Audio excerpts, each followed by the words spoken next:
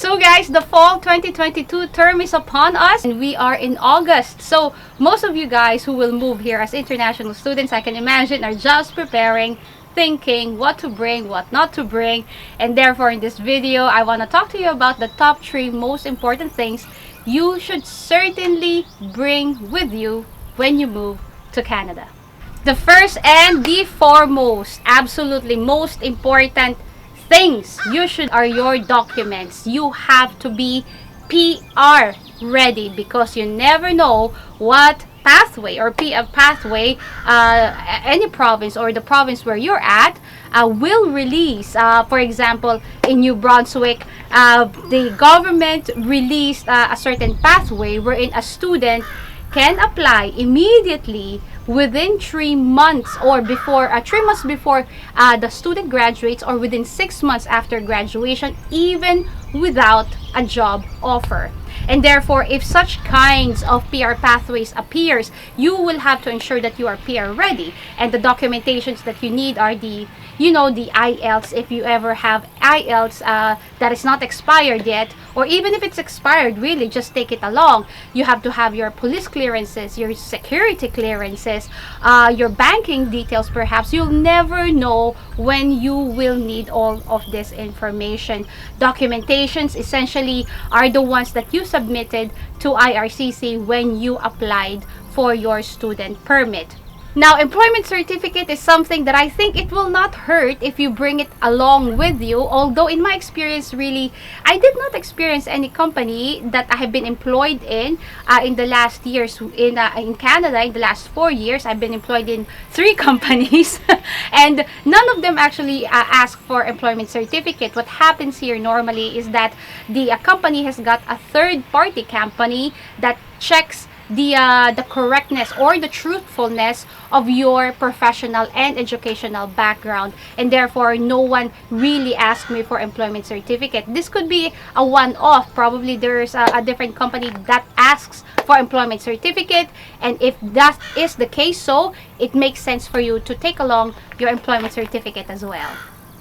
The second top thing that you should certainly take along with you is, well, cash. You have to have money here. If your budget is absolutely just restrictive to certain amount of months, for example, you're absolutely restrictive to 2 months, and you are not able to find a part-time job within 2 months, that can be a problem. So I would certainly recommend that you provide a cushion when it comes to your financial budgeting, or when it comes to budgeting your expenses. Have a cushion there, because you'll never know really what will happen. You'll never know if you will be required to buy extra insurance. You'll never know if you ever needed to buy a new mobile phone, or there is extra expense that is required from your end that is not expected, essentially. So have a cushion when it comes to your financial planning when you move here. In my case, I did not open an account here, or a bank account here in Canada when I moved here. What I did was I carried all my cash, which was about $200,000. It's a little over $200,000, and I carried the entire cash with me.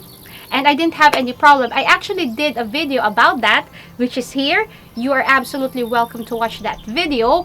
And in that video, I explained my experience. You just have to fill out a certain form that is given by the flight attendants, and just tell on that form, advise and state the amount of money that you have with you. And this worked out fine with me. Now, if you have $10,000 to take along with you, and you do not want to lose money on your transfer fees, on your low exchange rate, why not just take the cash with you? That's what I did, and it was fine with me. By the way, if you are an aspiring international student and wants to move to Canada but haven't got a clue how to begin or where to begin, you haven't got a clue on career clarity, on program advising, on school, if these are the kinds of questions that you have in mind, I am certainly happy to help you. Connect with me, info@questcanadaca.com, or alternatively, you can download this file,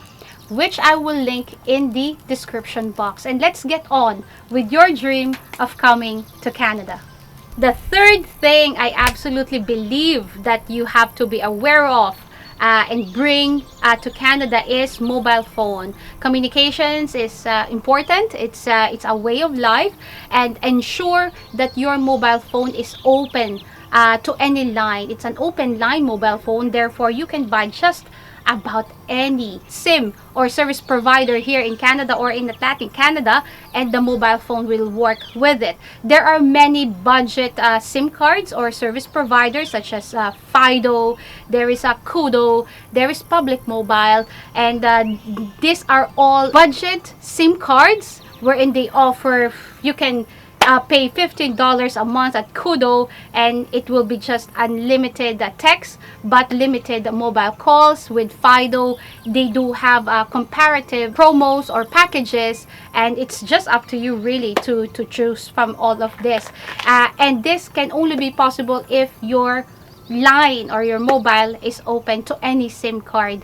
Make sure that you have that settled before you move to Canada, so that you don't have to buy a new mobile when you move here. A new mobile phone can be expensive, guys, and you do not want to have extra expenses, most especially if you are only about to do part-time jobs. And the last but certainly not the least the thing you should pack with you when you move to Canada are your warm clothes. It can truly get cold here in Atlantic Canada. It can reach as low as minus 35 degrees Celsius, and the snow could just be up to here. There are instances you will experience this. Do not do not worry, you will experience this. You will experience the days when there are winter storms and you are not able to see any car because they're all covered in snow. You are not able to drive on a certain pavement because it's all covered with snow, and warm clothes are absolutely important. Now, I certainly recommend that you better buy your jackets and your winter clothes here, because then they are appropriate for the weather that we have here. If you buy it from where you are right now, most especially if you are in a tropical country, I do not think it will be sufficient. And when you buy the warm clothes, it doesn't have to be the expensive ones. There are many used shops here that you can buy warm clothes from, and those warm clothes are of good quality.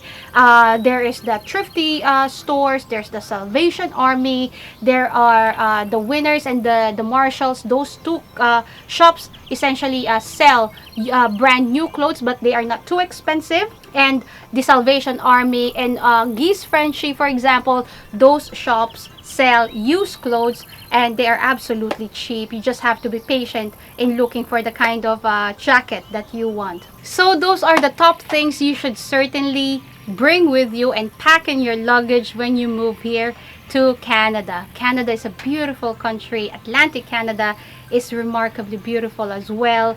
The people are friendly, the people are nice and receptive of international immigrants, and therefore I absolutely recommend you guys to move here to Atlantic Canada.